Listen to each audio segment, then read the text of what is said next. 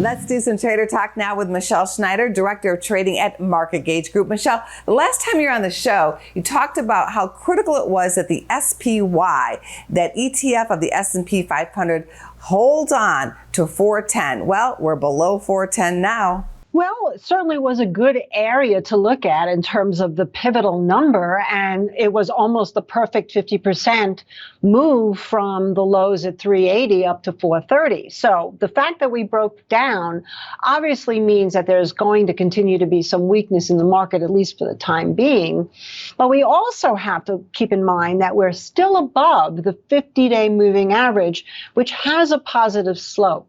I know it's probably not very popular to think that we may not collapse completely. And of course, anything can happen to make that so. We obviously have some major headwinds here geopolitically, through drought, food shortages, Fed policy, et cetera. Got some big numbers coming up this week. But nonetheless, now that 410 is there and solid as the place it broke down from, so technically perfect, I would make that my resistance point, and I'd be watching the 50-day moving average now, which is just about at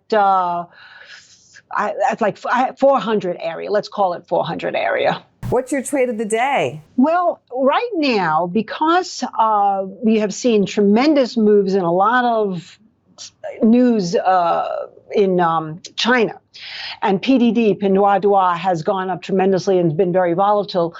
We're not looking at that stock per se because we think the risk is a little bit out of whack here, but we do like Melco, MLCO, and that is tied to Macau. So regardless of what happens with China, Taiwan, drought, and everything else, we do believe that people will start going back to Macau now that COVID may be finally in the rearview mirror in China. So it's clearing an important level here over $6. We'd say a risk would be somewhere under 5.25. And if it can get moving, we might be able to see a move up to, say, $7.50, $8 before we reevaluate. Thank you, Michele. Thank you. Go to businessfirstam.com for where to see our show on TV.